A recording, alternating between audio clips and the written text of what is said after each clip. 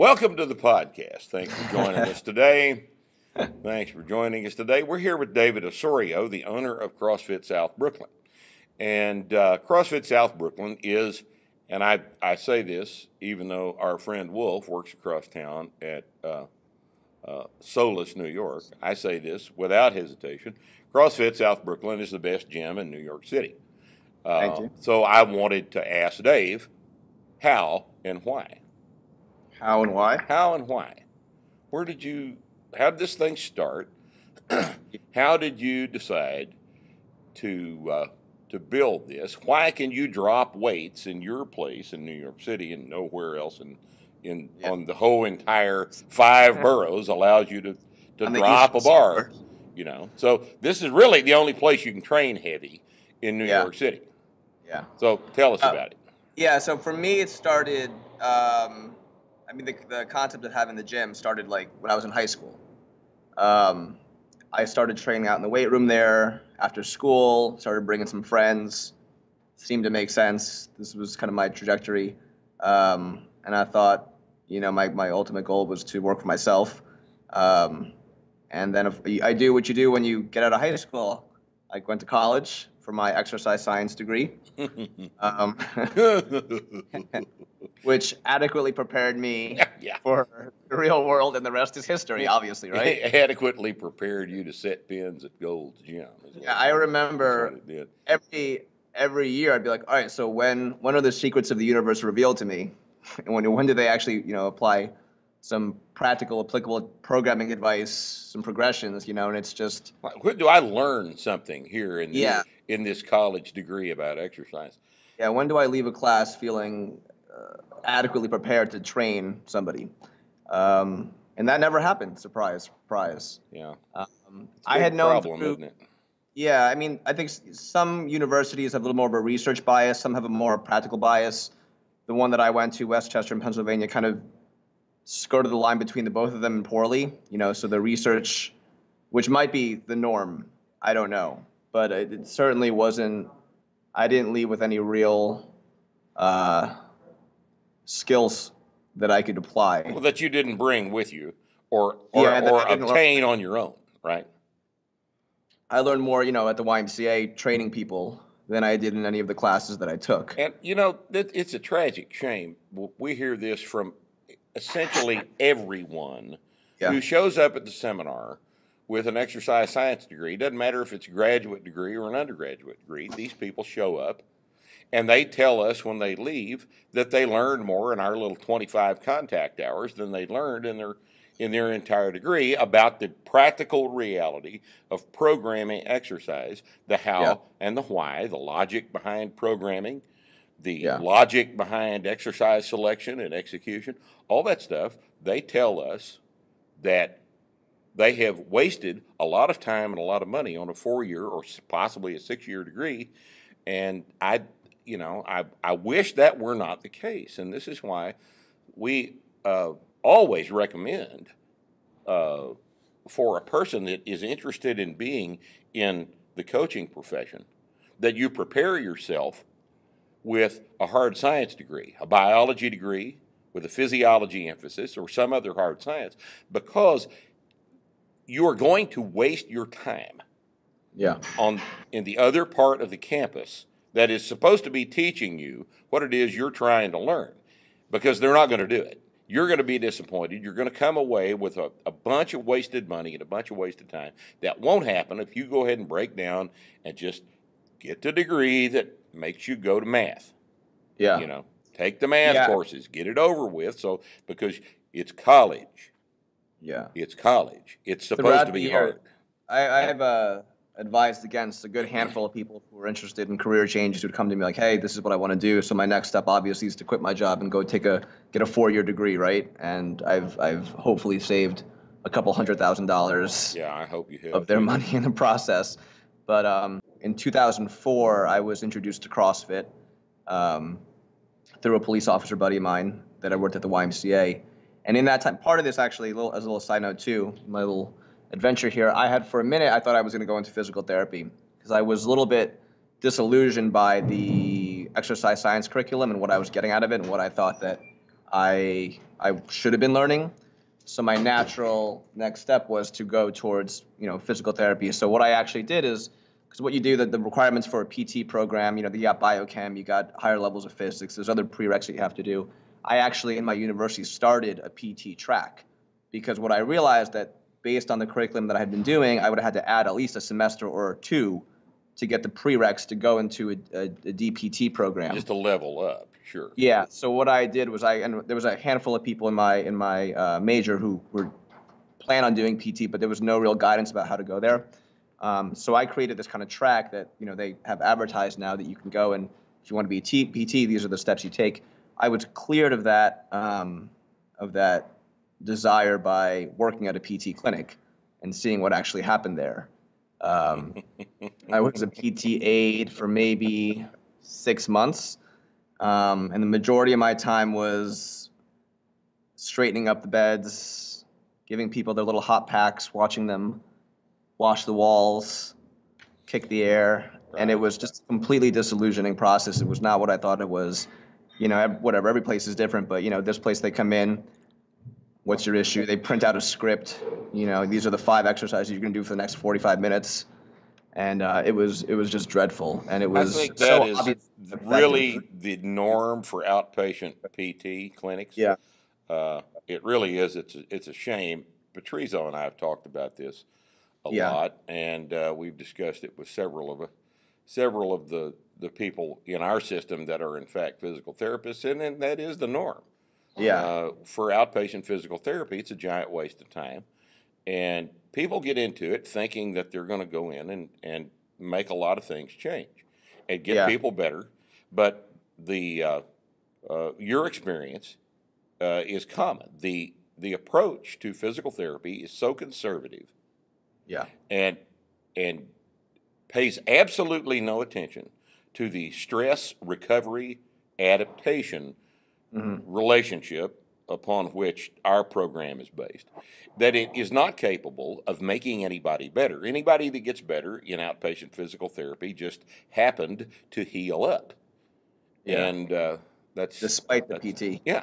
In spite of the fact that they were just wasting a bunch of time and money. The only people that make out are the people that get paid. Yeah. And that's a shame. It's a terrible shame. People complain about how expensive healthcare is. There's a good place to start right there. Yeah. The greatest stress that anyone got was walking up the stairs to that facility, and maybe walking back down on the way out. Right. Was the primary stimulus. They should have billed for it, huh? Yeah. But no. Walking up the stairs, there's a protocol. Walking down the stairs, there's another protocol. That'll be $40. So I was there for about 6 months, and I spent most of my time trying to keep the place looking tidy and bored out of my wits. And there was a trainer in the corner, and he would do, some funky stuff with like Bosu balls or whatever, but he would squat and he would deadlift. He would full squat and he would deadlift. And I felt myself profoundly more interested in that, what he was doing. So I came kind of full circle to it. I thought the PT was going to, again, reveal the secrets of the universe. It wasn't. I was completely disillusioned by that. So luckily I dodged a bullet. I left that track. And, it's the plan had always been to still have my own gym. So I finished my degree. I interned at a speed school for a little while in Jersey. And then I got my CSCS too, because of course that's what you do after your 4-year degree. Of course. So I read the Essentials of Strength and Conditioning. Yeah, their little book. And studied. Is the word deadlift in that book? I don't think so. I don't think so either. I know there's a book on programming for strength training written by our friend Tudor Bompa and his buddy Gregory Hoff. It completely omits the word deadlifts. The word deadlift is not featured in any book on strength training. Fascinating. Yeah. So I went and I sat for my CSCS, which I got, and I immediately, again, was completely disillusioned by.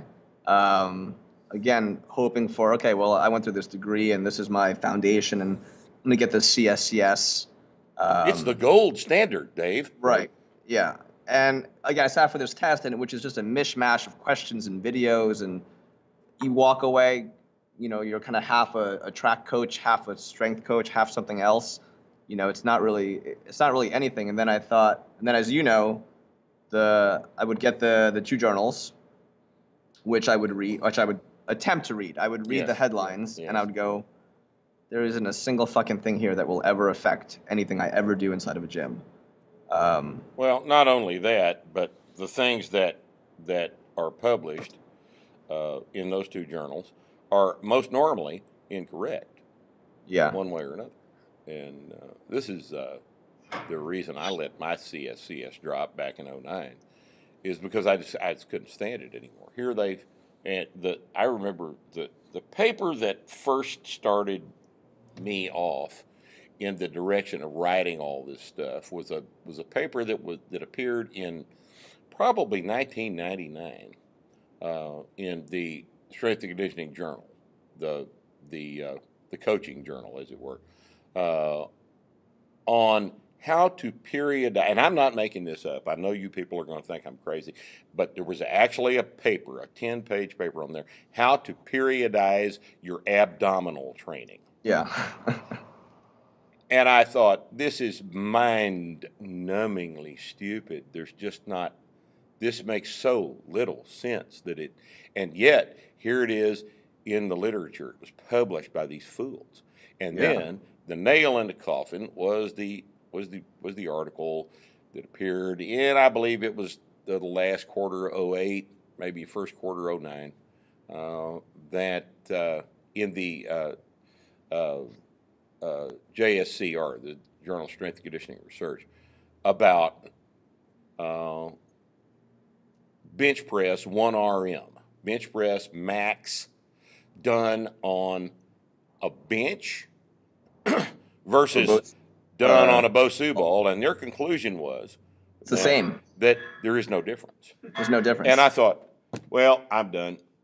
This is so utterly and absolutely pointless. Trees died for this. So I wrote in. And I had that same ethical conundrum, seeing this stack of journals in the corner of my apartment, being like, well, this is a fucking waste. Yeah, it's a waste. It really is a waste. It's a waste of time, money, effort, attention span, everything else. And we need to get past this nonsense, this paying homage, as you guys say in New York City, to this idealized, extremely low-level standard of what constitutes the accepted certification for this industry. It's ridiculous. Yeah. So you got past that and have ended up doing very well in this wonderful gym you've got there in Brooklyn. You're on DeGraw Street. Yeah. Those of you watching this that are within Uber distance need to go by and look at this place. It's a fabulous gym.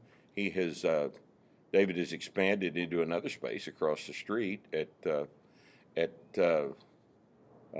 about the same amount of square foot. So he's got two extremely nice facilities there, and we go there at least once a year to hold a seminar, and we do a lot of people a whole lot of good there. And David has hosted us for years now. Yeah. And what have you observed? Here's another interesting thing about Dave. His staff, everybody on his staff is a starting strength coach. He obviously sees the value of that credential. What do you have any nice things to say about our little education program, Dave? Yeah, so I think that we have to be technically correct. We have 8 of 11 of our coaches are starting strength certified. I had one who's not taken it yet, but I know coming into it. So when the first edition came out, that was significantly influential in my coaching, obviously, my programming, my own training, etc.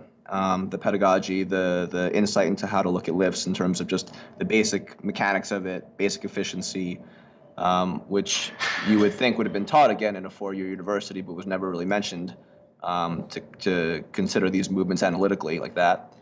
But so I saw the value in it. I kept up with it, and that was for anyone who came on. We would the book was required reading for anyone who's on staff. We've all gone through it, and then after going to the seminar and having been through a variety of other seminars in the fitness industry, I was, wow, this is not bullshit, And as you say, you identify talent, you don't create it there.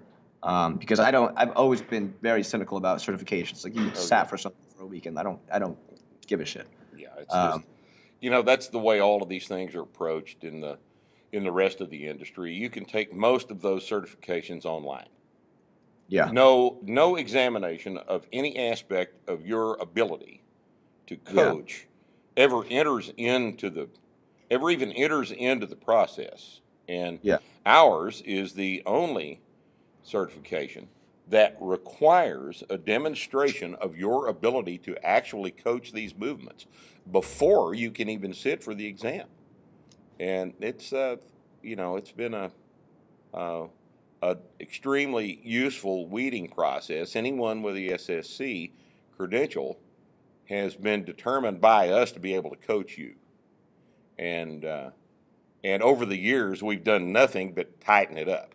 We've made it harder and harder every year to get this credential, because we want to preserve the integrity of the quality of the credential. If you're being coached by an SSC, I know him. I know her. I know the people that have this credential. We have watched them work, and they can do the job. Yeah. And I think that's very important, and we intend to keep the quality at that level. Yeah, and it's definitely something, the volume of coaches that we have with that certification, I think, is something that we're definitely proud of. 'Cause I don't know of any other gym that has as many. There's not another gym with that many. I'll tell you that right now. You have the most on staff of any starting strength gym, any gym in the world. So something else. So I think a lot of people are operating within a CrossFit gym facility setting if they don't have the means or gumption to go out and start their own gym. What we do is, so we have our CrossFit program, and that's kind of our Gen Pop program that most people kind of fall into as they join the gym. But we've had... Sure, it serves, in a lot of places, it serves as the draw, certainly. Right. Yeah, because and we've got, at any given time, we have anywhere between 30 to 45 people in a dedicated starting strength program that Jeremy and Margie primarily teach. So, I don't know, 5 years ago maybe, at least, we needed to diversify our offerings. So a lot of CrossFit gyms just have CrossFit. They offer a CrossFit program, maybe personal training. And, we saw people who, A, weren't strong enough, or B, just wanted to do a strength program, a barbell strength program. And what it's done is allowed us to not only diversify our offerings, but provide an outlet for people who would have left CrossFit anyway, or left, one of the other programs that we have. As a retention method, sure. It's huge. And we have people in the beginning, we thought of it as something like, okay, well, if someone's going to go, into this, they would do 8-week cycles. They're going to do, 1 or 2 cycles, and then maybe they'll come back to the gym. And we do have people who go back and forth between the two programs, but we have a huge handful of people who just live in the strength program. And it's been hugely successful for us, and also for Jeremy and Margie as coaches. The majority of their income comes from those programs, and it's sort of a gym within a gym, or a program within a larger program. And that's been a hugely beneficial thing. And, I've written about it on Inside the Affiliate, but if anybody out there is curious about how to get this thing started, how we structure it, how we price it, how we work it out logistically, I'm always more than happy to talk to anybody and offer complete transparency about what we do and how we do it and what works and what maybe doesn't work. Because it's a no-brainer. Once you start adding this stuff to your gym, you only increase your membership. Well, and Jeremy and Margie are very good at this, and they're critical. That quality of coaching is critical to any type of program like this that any gym contemplates adding to the lineup. You can't just tell 2 CrossFit certified coaches, now you're the strength coaches. They won't know what to do. Jeremy and Margie have had a long association with us and have been to the seminar several times and are good friends and are excellent coaches. And David is making good use of them. Dave, we appreciate you being on the program today. Thanks for joining us. What is the let's let you you mentioned Inside the Box. What is the website? So Inside the Affiliate. Inside the Affiliate, rather. Affiliate. Yeah, I like that word much better. What is? I don't call it a box. I own a gym, not a box. Right. The this is where you blog about management and professional issues, right? Yeah, so I tried to create the resource that I wish I had when I was starting my gym. I started the gym in a park, and then I was there for a couple of months, and I was in a rented space, and then we've expanded to our current space, and then we doubled in size last year.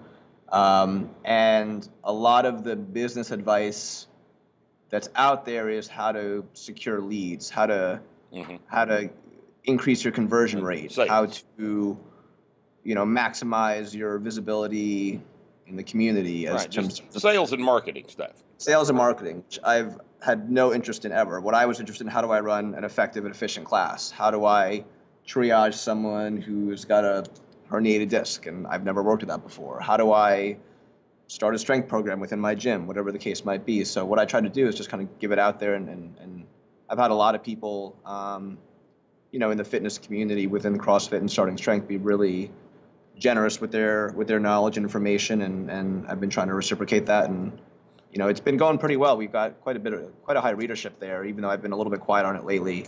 We're still getting pretty significant traffic. What's the URL for that blog? InsideTheAffiliate.com. InsideTheAffiliate.com, and your regular website is CrossFitSouthBrooklyn.com. That's right. Yeah. Okay. You guys check those two out, and if you are within Uber distance of David, I think you're foolish if you don't go down there and at least see what he's doing. It may be your new gym in New York City. David, thanks for being with us. Sure appreciate it. Thank you. Yeah. And thank you for joining us on the podcast. We'll see you next time.